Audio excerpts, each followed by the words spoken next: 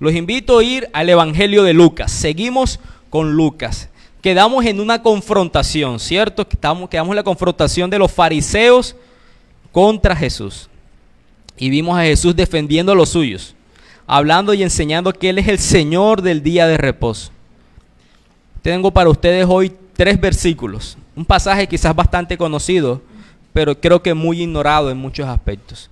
Les invito a ponerse de pie, por favor. Lucas capítulo 6, versículos 12 al 16. Nos ponemos de pie como una señal de reverencia delante de quien nos estamos presentando, que es en la lectura de la palabra del Dios vivo. Ustedes recuerdan que yo leo los primeros versículos y todos juntos en comunidad participamos de la lectura leyendo el último versículo. Lucas capítulo 6, y estaremos hoy en los versículos del 12 al 16, del 12 al 16. Yo leo del 12 al 15 y ustedes por favor juntos leemos el 16. En aquellos días él fue al monte a orar y pasó la noche orando a Dios. Y cuando era de día, llamó a sus discípulos y escogió a 12 de ellos, a los cuales también llamó apóstoles, a quien también llamó a los cuales también llamó apóstoles, a Simón, a quien también llamó Pedro, Andrés, su hermano, Jacobo y Juan, Felipe y Bartolomé, Mateo, Tomás, Jacobo, hijo de Alfeo, Simón llamado Celote. Juntos.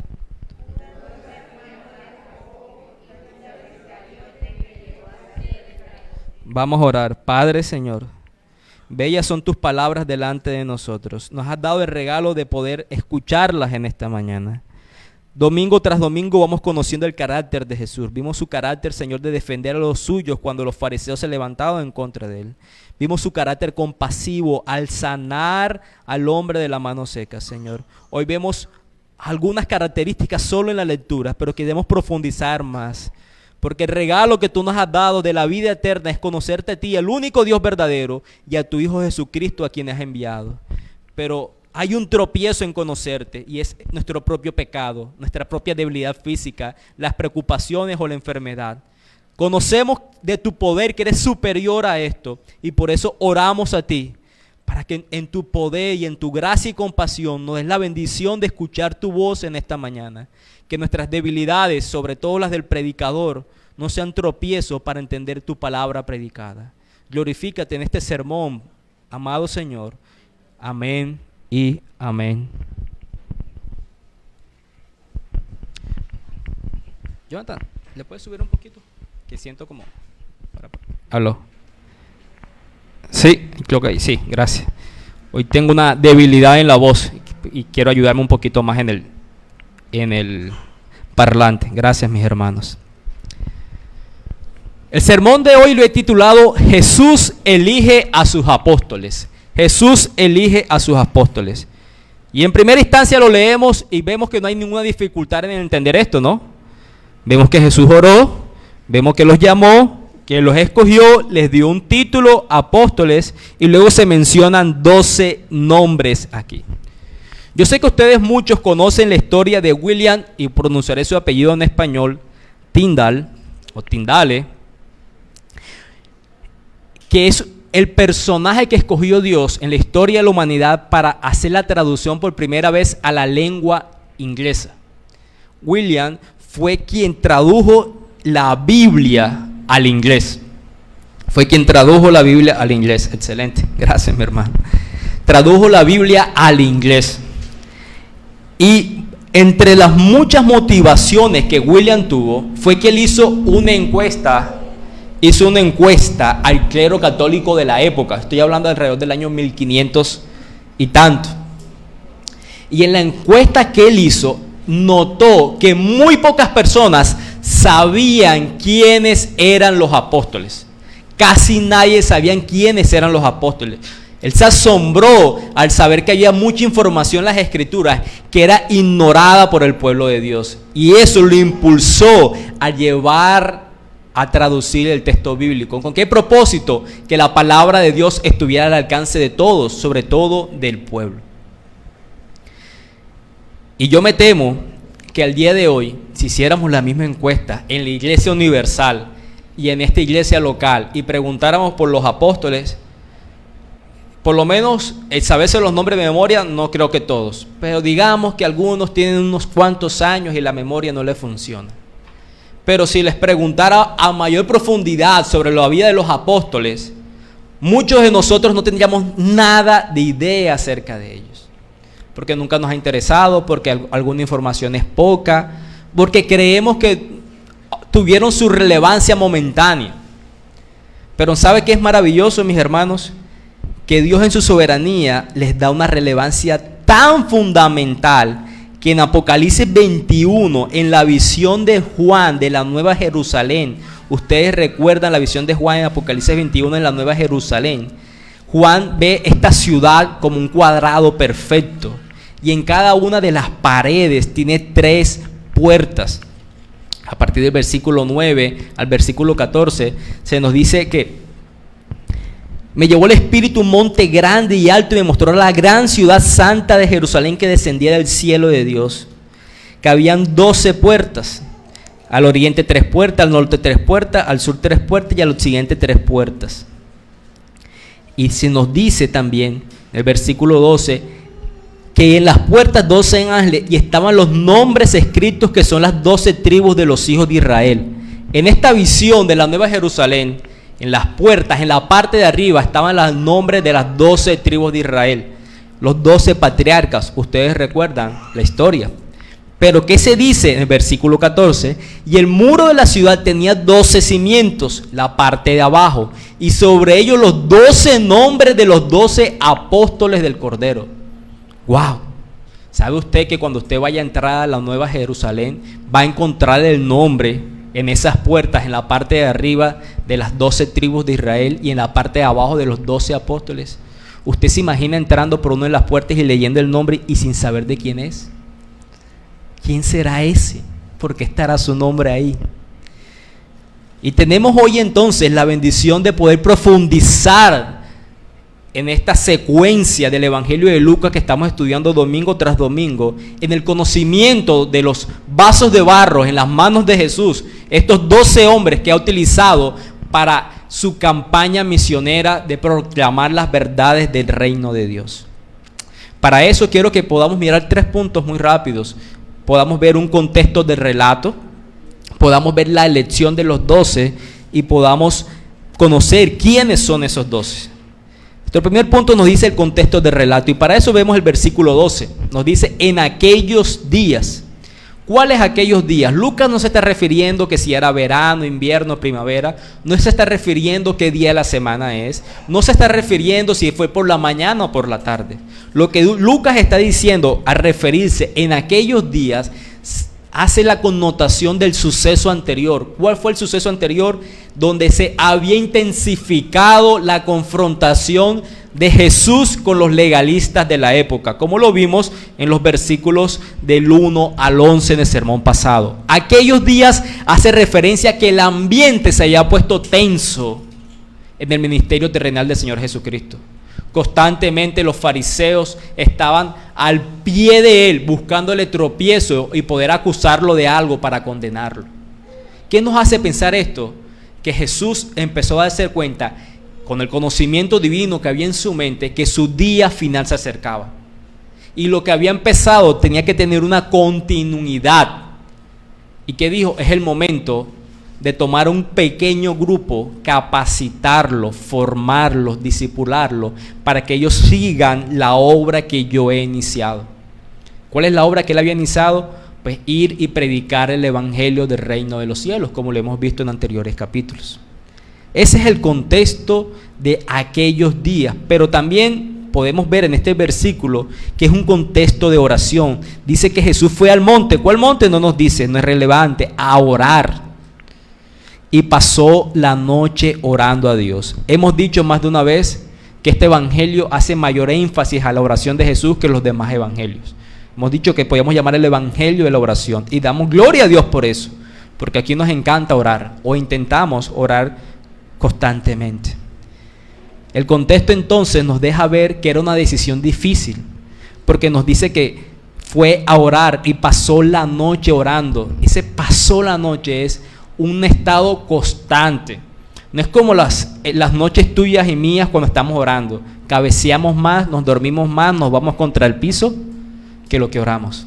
No. Lo que está haciendo peso la afirmación es: la situación era tan aguda, relevante, que necesitaba ser fortalecido por el Dios vivo. Y hemos aprendido que Jesús es verdaderamente hombre y verdaderamente Dios. Que todo lo que hizo en su ministerio terrenal no lo hizo en su divinidad, sin dejar de ser Dios, sino que lo hizo en dependencia ¿de quién? Del Espíritu Santo. ¿Cuándo aprendimos eso? ¿Lo recuerdan? Lo vimos en el bautismo de Jesús y lo vimos en la tentación de Jesús. Aprendíamos por el pasaje de Filipenses que Él no tuvo en cuenta ser igual a Dios, sino que se despojó de sí mismo, de la gloria de Él, para hacerse siembro, para tomar forma de hombre y venir a servir a los hombres. Y en ese servicio Él necesitaba constantemente a Dios. Pocas palabras, nuestro contexto nos dice, vio el panorama, este tema se está poniendo bastante complicado. Se acerca la hora de mi muerte, mi crucifixión. Es verdad que voy a resucitar y estaré 40 días más con ellos, pero luego me voy a ir. Es necesario tomar la decisión de los que voy a elegir. Y no es que Él tuviera dudas a equivocarse, es que Él quería estar alineado con la voluntad de Dios. Y es extraño, ¿no? El Dios trino orando, el Hijo hablando con el Padre. Eso fue la oración de esa noche. Una oración trinitaria. Pero al mismo tiempo nos muestra la dependencia de Jesús en todo lo que Él hacía. Lo hemos visto muchas veces. Que es espectacular saber que el nombre que aquí se incluye no fue entonces un asunto del azar. No fue entonces un asunto de amistad, sino un asunto de dependencia en la oración. Vemos la relevancia que tiene Jesús la oración para tomar sus decisiones, así como la dependencia en su humanidad de la búsqueda de Dios para precisamente honrar a ese Dios. Y no tenemos que esperar hasta el final del sermón para verlo como una aplicación, aunque sea el primer punto de nuestro sermón. ¿Qué tanto buscas a Dios en las tomas de tus decisiones? ¿Eres como la mayoría de nosotros que esa búsqueda son 5 minutos y esperamos solucionar el día en 5 minutos? ¿O verdaderamente entiendes que cuesta sacrificio? No es un sacrificio trasnochar, estar agotado. No, y no fue que Él tuvo un día de relax. No fue que Él estuvo un día acostado en la hamaca, estoy completamente relajado, vengo del spa y entonces voy a orar. No. Él venía de ser el día de la sinagoga, el día del Señor. Él venía en esos días de estar en confrontación. ¿Cómo te sientes tú cuando estás en disputa con alguien constantemente? ¿No te agotas mentalmente? Pero eso no fue pretexto para orar. Para orar. ¿Cuánta oración necesitamos para la búsqueda y toma de nuestras decisiones? Y con ese contexto en mente, el versículo 13 nos dice, que es nuestro segundo punto, cómo elige a los 12. ¿Cómo elige a los 12? Primero, nos dice que cuando era de día, es decir, había terminado toda la noche orando, llamó a sus discípulos. Y aquí quiero hacer algo de énfasis en la palabra discípulos. Su significado más literal es un estudiante, un aprendiz. Ser un discípulo, ser un estudiante, ser un aprendiz. Y en muchas partes de las Escrituras, cuando habla de discípulos, se está refiriendo a sus apóstoles. Pero en este sentido, cuando está hablando de discípulos, se está hablando en un sentido general. Es decir, en un grupo más amplio, aquellos seguidores que estaban atentos a sus enseñanzas y a sus milagros.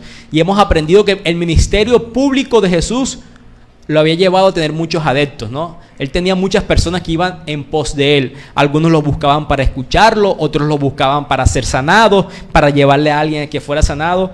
Podemos recordar milagros más adelante cuando él multiplica y alimenta a 5,000 personas, 5,000 hombres con 5,000 mujeres, son 10,000. Más o menos podíamos hablar de 30,000, 40,000 personas con niños en ese grupo. Era un grupo numeroso los que seguían a Jesús. Pero también hemos aprendido, como lo vamos a ver más adelante en su relato, que todos aquellos que lo seguían incluso no eran verdaderos creyentes en él. Porque muchas veces los confrontó cuando le dijo a sus propios apóstoles, más adelante lo veremos, cuando les dice, ¿ustedes también se van a ir? Y Pedro responde, ¿a dónde iremos si solo tú tienes palabras de vida eterna? El ministerio del Señor Jesús estaba lleno de discípulos, aunque no todos estos discípulos, aprendices, estudiantes, lo seguían por las motivaciones correctas. Y de esa multitud se nos dice que él lo primero que hizo fue llamó. Y quiero que podamos ver 3 verbos en este versículo: llamar, escoger y asignar. ¿Qué es lo primero que él hace? Llamar. Llama a sus discípulos. Y esta palabra es un comando imperativo. No fue una sugerencia, fue una orden. Es una acción que requiere la respuesta positiva del oyente. Como cuando su papá y su mamá lo llamaban. Y usted le decía, no, ya voy. No era ya voy. Lo llama su papá, venga. De esa forma era que Jesús estaba llamando a sus discípulos. Un comando imperativo, una orden que requería obediencia. Y como tal que requería obediencia, ¿qué hicieron ellos? Pues ellos vinieron delante de él. Eso es lo que nos dice el texto. Y de esa multitud escogió a 12. Una elección soberana.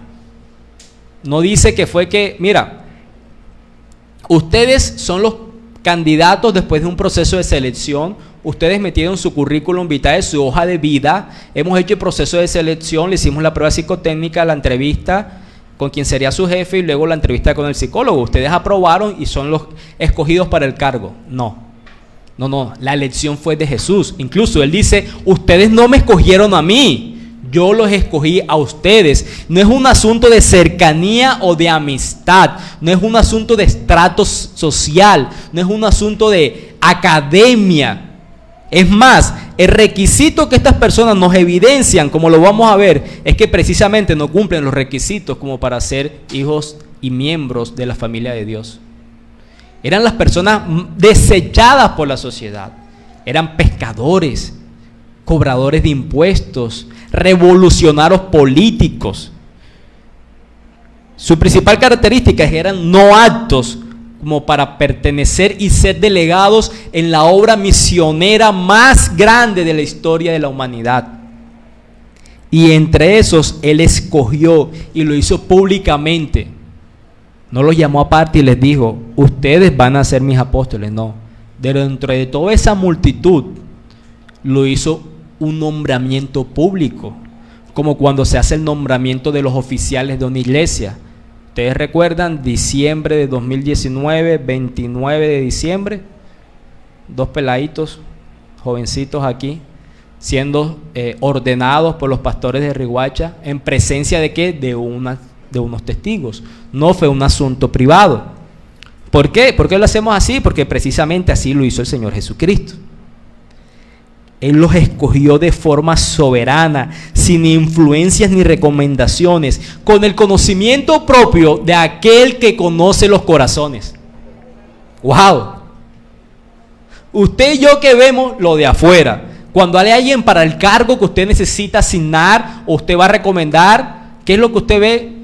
La ropa con la que lleva, mira su hoja de vida, mira su pergamino que cumpla los requisitos que tiene que hacer. Usted y yo vemos los de afuera.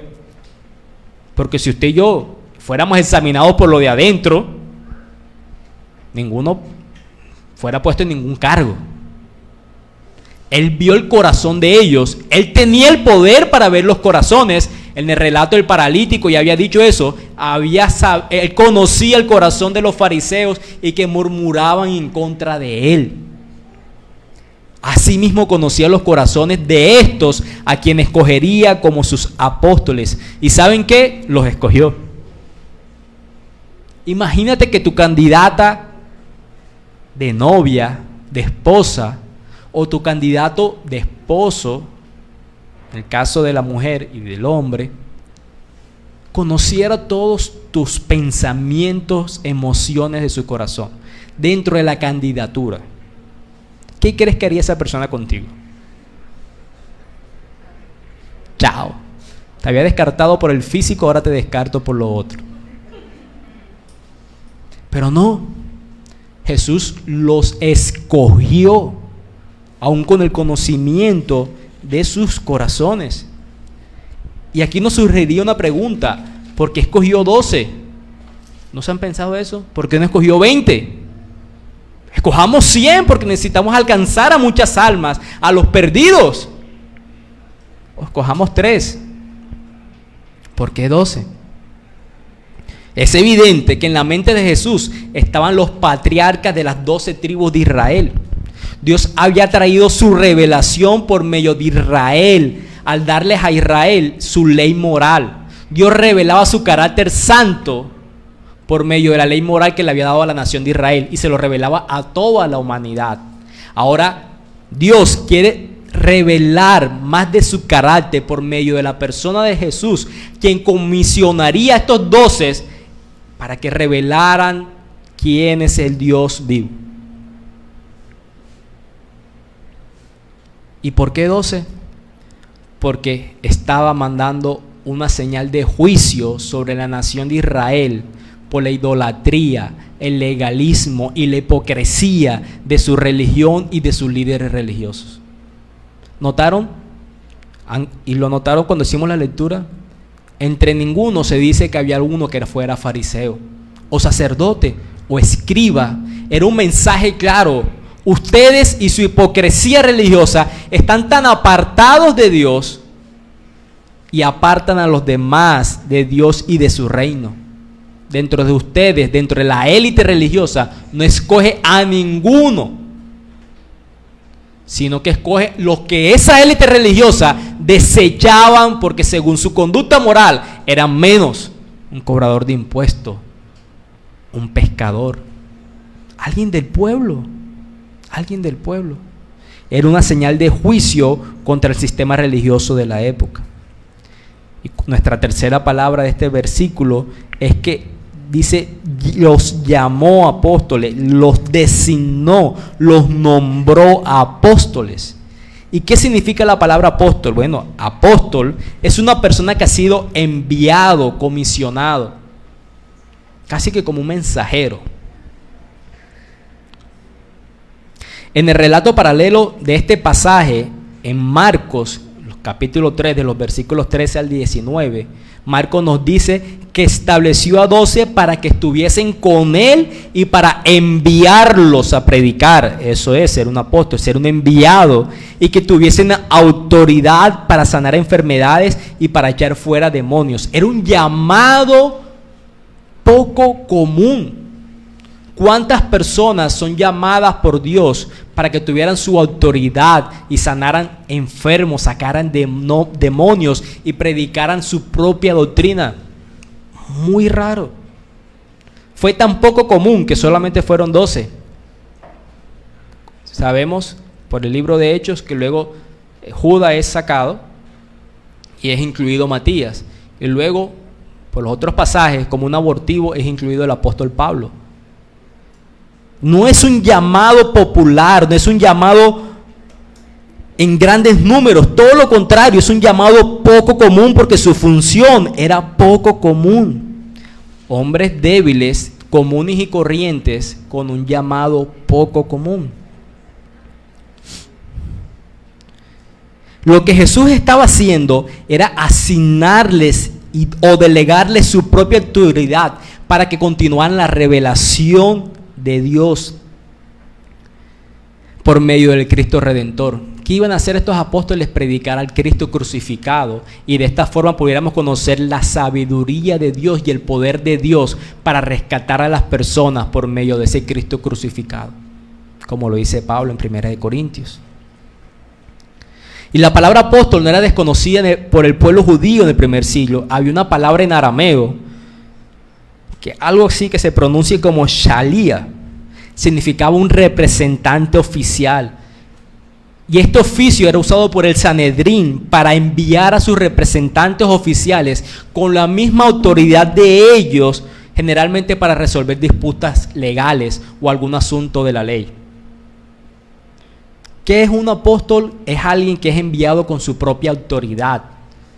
Una figura contemporánea, cuando tú firmas un poder y se lo das a alguien notariado que te represente legalmente, tu propia firma y autoridad va a ser usada por esta persona. Tú lo has comisionado y lo has reconocido para que sea enviado y te represente en tus propias decisiones. Dice la Mishnah, así como el hombre es enviado, así es el mismo hombre. Así como el hombre que es enviado, así es el mismo como el que lo envió. Y de eso se trataba este título, el ser apóstol. Cristo comisionó a 12 hombres, conociéndole su corazón y todo el escenario que ustedes conocen de estos 12 hombres, que al momento de la crucifixión miró para todas partes y no vio a ninguno. Y los escogió y les delegó su propia autoridad. ¡Wow! Yo no sé qué piensan ustedes de eso. Pero eso es sorprendente y al mismo tiempo es un privilegio único. Cristo les dijo, van a tener mi autoridad, van a tener mi poder, van a tener mi doctrina. Para lo que yo vine a hacer, ustedes le den continuidad y le den continuidad hasta el fin de los tiempos cuando yo vuelva. ¿Tuvo éxito? Estamos en Valledupar, miles de kilómetros de Jerusalén, conociendo a Jesús, conociendo la doctrina de Jesús, porque estos hombres hicieron a los que fueron llamados.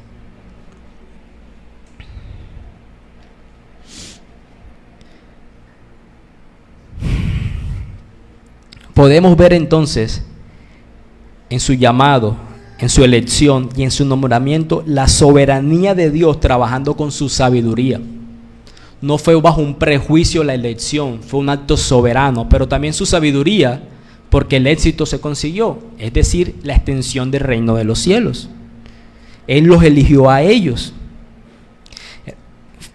Estas personas eran del pueblo. Estas personas no tenían un título de un seminario. Estas personas no tenían un reconocimiento en medio de la sociedad. Es que es el alcalde, es el gobernador, es un presidente, no. Uno más de los muchos que habían entre pescadores y de otros oficios. Y con esta clase de personas es que Dios desea rescatar a los perdidos. Con esa clase, no con otra clase. Con esa clase de personas es que Dios desea rescatar a los perdidos. Las palabras del apóstol Pablo en 1 Corintios capítulo 1, los versículos del 25 al 29. De lo necio del mundo escogió Dios para que avergonzar a los sabios. De lo débil del mundo escogió Dios que para avergonzar a lo fuerte. Y de lo vil del mundo y lo menospreciado fue lo que escogió Dios. Para que por la locura de la predicación las personas hallaran la salvación. El éxito de estos hombres no se debió a una cualidad intrínseca en ellos, sino a la autoridad de Cristo en ellos. ¿Vieron eso? No se trata de algo particular que ellos tenían. Se trata de quien los había llamado y la autoridad de quien la habían recibido. Y con eso en mente, podemos pensar, ¿quiénes son? Ahora sí quiero saber quiénes son esos 12. Antes no les prestaba mucha atención, pero ¿quiénes son? ¿Quiénes son a los que el Señor los vio como vil y menospreciados y lo eran y los escogió? En el Nuevo Testamento, los nombres de los 12 aparecen en 4 listas. Evangelio de Mateo, capítulo 10, versículos de 2 al 4. Evangelio de Marcos, capítulo 3, versículos 16 al 19. Evangelio de Lucas, que estamos leyendo en esta mañana, capítulo 6, versículos 12 al 16. Y en Hechos, capítulo 1, los versículos 13 y 26, que es el relato cuando Matías es incluido entre los apóstoles. ¿Y qué me dice nuestro versículo 12? ¿Quiénes son estos 12? Se nos menciona primero a Simón, a quien también llamó Pedro. ¿Qué era Simón? Su oficio era el de ser pescador. Él primero vivió con su hermano Andrés en Betsaida y después en Capernaum. Marcos y Lucas, los evangelistas, dicen que fue Jesús quien dio a Simón el nuevo nombre de Pedro, que significa que roca. Y al principio y por un tiempo después, el carácter de Pedro era todo lo contrario de ser un modelo de firmeza. Pedro pasaba de la confianza a la duda. ¿Recuerda cuando iba caminando sobre el agua y se hundió? Él pasaba de una franca confesión de Jesús. Jesús, tú eres el Cristo. para luego confrontar a ese mismo Cristo. ¿Cómo vas a decir que vas a morir de esa forma? Él pasó de una vehemente declaración de lealtad a la bajeza de la negación. Cuando él dijo que iba a ser crucificado, contigo moriremos. Y luego, al poco tiempo, estaba cantando el gallo. ¿Quién es el otro? El que sigue, nos dice Andrés, su hermano, también era pescador y fue él el que trajo a Pedro a Jesús, según en Juan capítulo 1, versículos 41 y 42. Se mencionan luego dos hermanos más, Jacobo y Juan. Ya Lucas los había mencionado en el capítulo 5, el versículo 10. ¿Recuerdan la pesca milagrosa? Que estaban con Pedro. Ya había mencionado Lucas a Jacobo y a Juan. En Marcos capítulo 3, versículo 17, se nos dice que Jesús los llamó a ellos Boanerges, que significa hijos del trueno. ¿Y por qué les decía así el Señor Jesús, hijos del trueno? Porque eran mansos y humildes como palomas. ¿Tú le dirías a alguien, tienes el carácter de un trueno, por ser una persona pacífica y mansa? No, por ser todo lo contrario, por tener un carácter explosivo. Fueron ellos los que le dijeron a Jesús, en el capítulo 9 de Lucas, versículo 54, cuando llegaron a una ciudad y no los quisieron recibir, dijeron, Maestro, oraremos para que descienda fuego del cielo y los consuma. Muy pacíficos los hermanos, ¿eh? Felipe, que era de Betsaida, de él se dice que después de responder al llamado de Jesús, encontró a Natanael y le habló del Mesías, en Juan capítulo 1, versículo 45. Felipe constantemente olvidaba el poder de Jesús y no comprendía las enseñanzas doctrinales. Cuando el Señor iba a hacer el milagro de la multiplicación, le dijo, ¿con qué los alimentaremos? Y Felipe sacó cuentas rápidas y dijo, mira, con lo que tenemos no nos alcanza sino para tantas personas. Y ya había visto el poder de Jesús obrando antes. Fue Felipe quien no comprendía las enseñanzas de Jesús y le dijo a Jesús, en Juan capítulo 14, versículo 8, muéstranos al Padre y con eso nos basta. Jesús después le dijo, me has visto a mí, has visto al Padre. Y no comprendía las enseñanzas doctrinales y estaba siendo llamado a que continuara la doctrina. Bartolomé es identificado como Natanael en el Evangelio de Juan. Fue Bartolomé el que le dijo a Felipe, ¿de Nazaret puede venir algo bueno? Prejuicioso. Mateo, ya hemos hablado acerca de Mateo, recaudador de impuestos en el llamamiento de Leví. Ustedes recuerdan que un recaudador de impuestos era alguien que abusaba de su cargo, además era visto como un traidor a la nación judía. Tomás, hay varias referencias que indican que él tenía desaliento continuamente y al mismo tiempo devoción, eran las características de este hombre. Jacobo, hijo de Alfeo, en el versículo 15, la información de él es muy poca. Se conoce más dentro de la historia de los padres en la primera era que por la revelación de las Escrituras. Simón, llamado Celote. El ser celote era pertenecer a un partido revolucionario político, el partido político de los judíos. Este partido fomentaba las rebeliones contra el gobierno romano. En pocas palabras, un subversivo. Ese era Simón el celote. Nos dice luego Judas, hermano de Jacobo. En el pasaje de Mateo y en el de Marcos, este personaje Judas es llamado Tadeo y también Lebeo. En Juan capítulo 14 se nos dice que él le dice al Señor Jesús que se muestre al mundo, que se dé a conocer. Y todos dirían, wow, sí, Señor, revela quién eres tú, revélale al mundo que tú y el Padre son uno solo. Pero ¿saben qué? Su intención no era piadosa.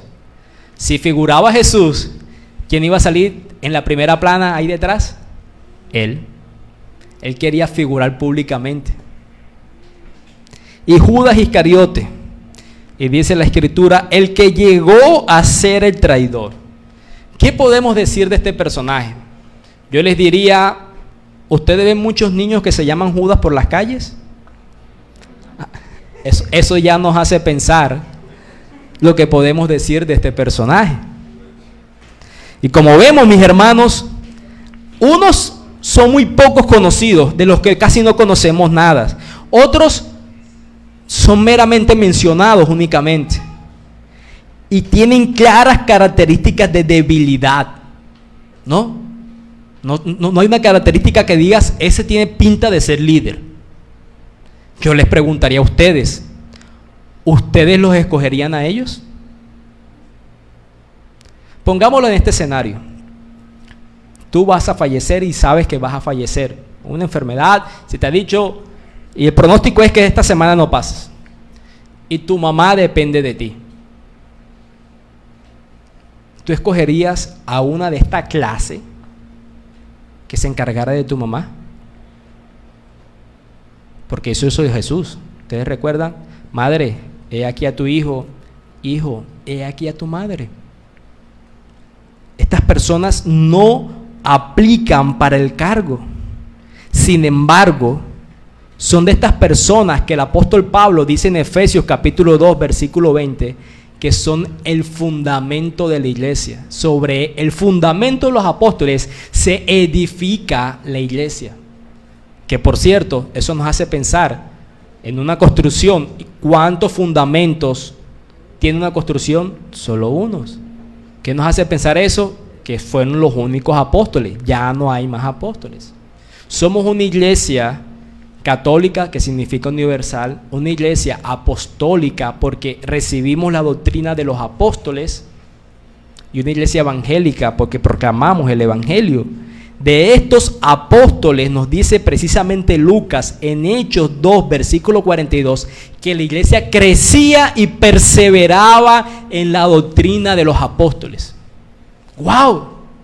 ¿Qué pasó con estos personajes inadecuados para la labor de ser los comisionados y enviados con la autoridad de Jesús, que ni ustedes ni yo recomendaríamos para ningún cargo, y para que llegaran a ocupar y a ejercer semejante función en la historia de la iglesia?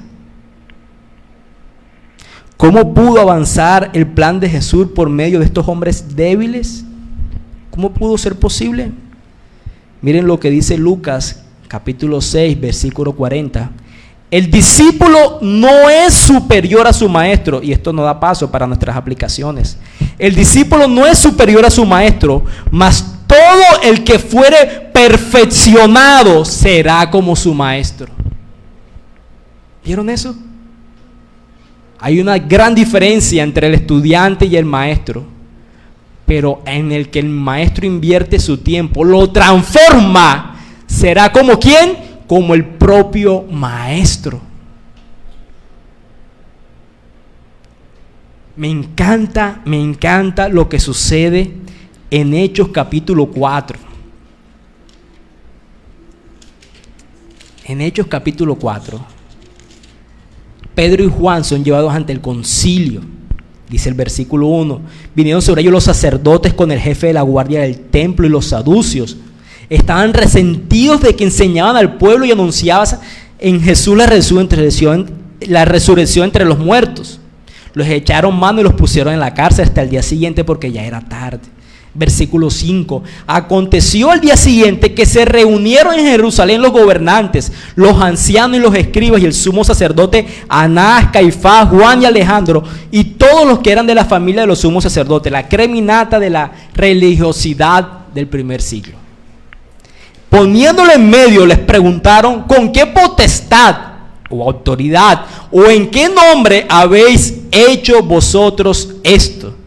Entonces Pedro, lleno del Espíritu Santo, les dijo: gobernantes del pueblo y ancianos de Israel, puesto que hoy se nos interroga acerca del beneficio hecho a un hombre enfermo, de qué manera éste haya sido sanado, sea notorio a todos vosotros y a todo el pueblo de Israel que en el nombre de Jesucristo de Nazaret, recuerden, fueron comisionados por Cristo y ellos ahí hicieron lo que no habían hecho antes, que fue no negarlo, sino reconocerlo.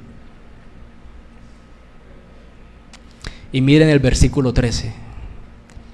Entonces, viendo el denuedo, es decir, la valentía, el valor de Pedro y de Juan, sabiendo que eran hombres sin letras y del vulgo, se se maravillaban y les reconocían que habían estado con Jesús.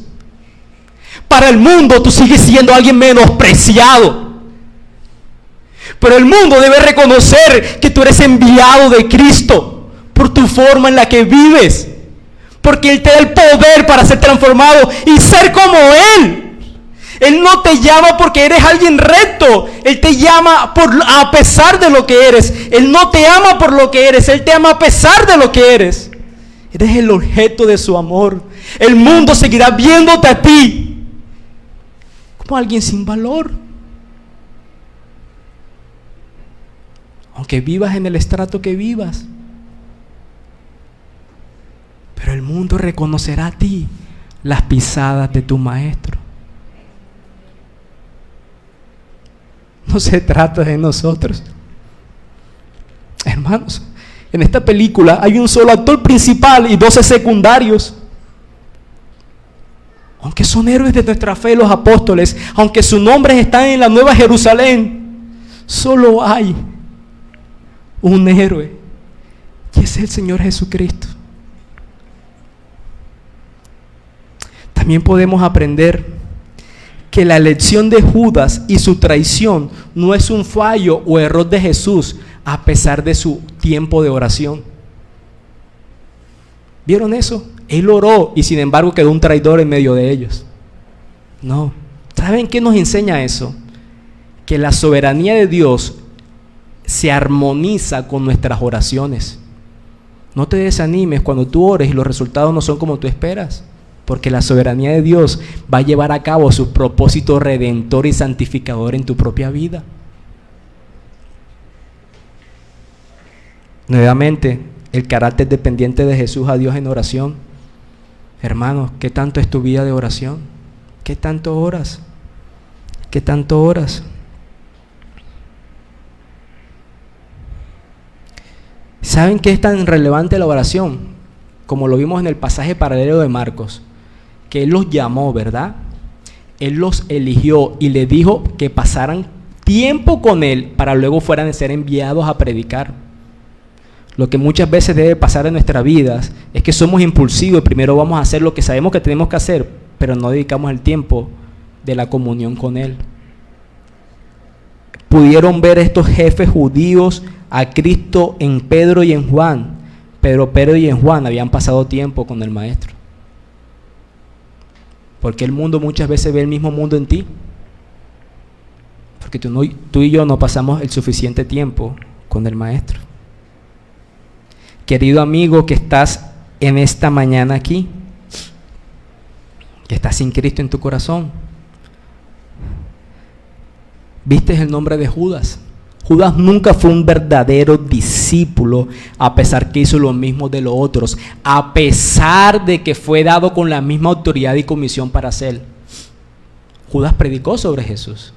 A Judas se le asignó el manejo de las finanzas del grupo. Y eso mismo reveló la condición de su corazón. Que tú estés aquí no tiene que darte por sentado que tú seas creyente. Que tú hagas lo mismo que los demás creyentes hacen, no des por sentado que tú eres creyente. Querido niño, que tu madre sea creyente no te hace a ti creyente.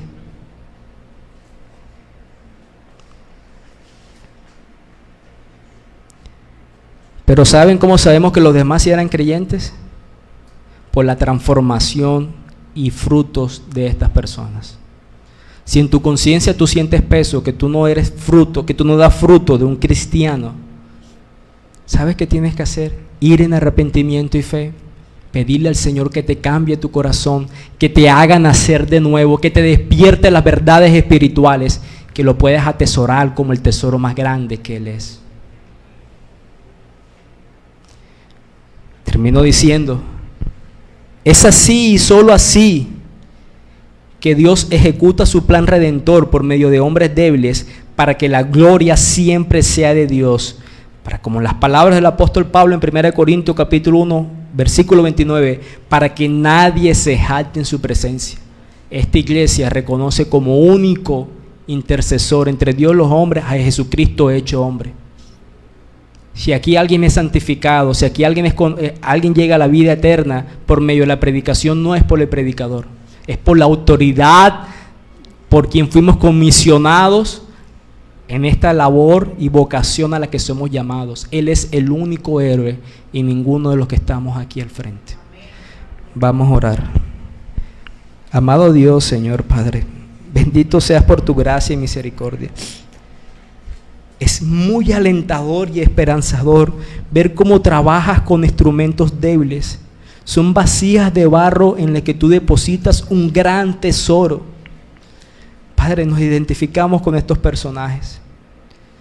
Quizás a nivel moral somos distintos en algunos aspectos, pero pecadores reales delante de ti.